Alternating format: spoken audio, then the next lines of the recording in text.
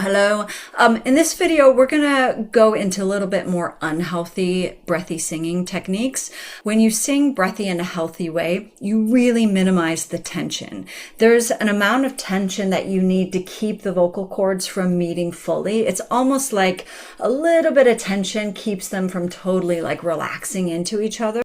This is your posterior cricoarytenoid muscle, and it's responsible for opening and closing the vocal cords. When you sing breathy, it's also the muscle that keeps your vocal cords from closing.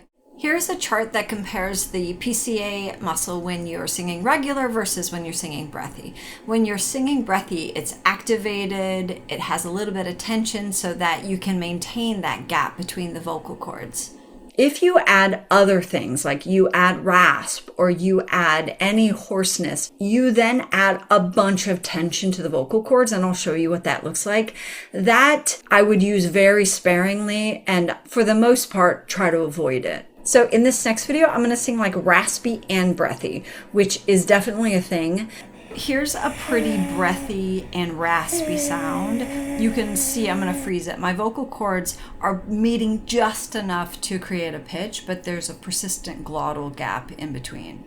If you watched my raspy video, when you sing raspy, your false vocal cords work really hard to like dampen the sound and make it so your true vocal cords can't vibrate naturally or as naturally as they normally can. You use a little bit of rasp for that closing in, but you don't mute the vocal cords as much, so they can still vibrate, but they're vibrating at a lower capacity, and that's what gets you a raspy and breathy voice. In this video, I'm using a breathy, raspy sound, and I'm still able to get pitch, I'm still able to sing, but you can hear it's labored and there's tension in the sound.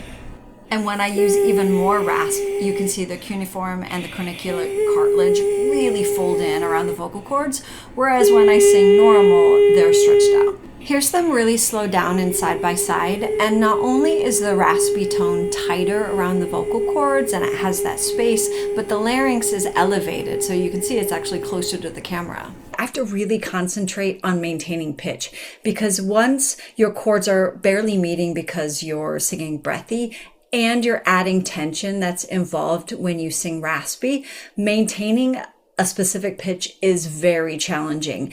And if you go back and listen to some of those raspy singers, it's often out of tune, which is also why a lot of singers nowadays sing with a live auto tune, so they can have the style and the sound that they want, but not also sacrifice pitch. I'm going to overdo it this time, and you can see just like how tight the vocal cords and the false vocal cords and all the cartilages around the vocal cords, just how hard they're working. You don't want to make this sound too often.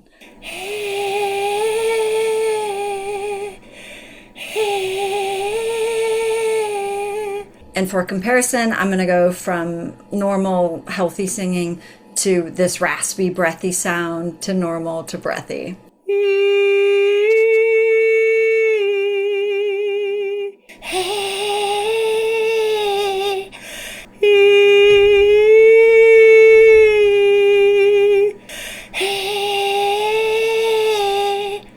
And just an FYI, I don't expect anybody to sing like this. It's not supposed to sound good, and you can make it sound good if you like lighten up a bit. This is probably the prettiest I can make this type of sound, with some rasp, some breathiness, but without totally wrecking my voice. You can see what happens to the vocal cords when you sing with raspy and breathy. They form in a way that even when you sing raspy, it doesn't. When you sing breathy, it doesn't. It's such an interesting shape. It's like a horseshoe or something that comes in.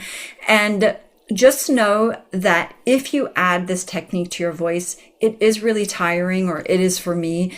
If you use it, be very in tune with the state of your voice and how tired it is.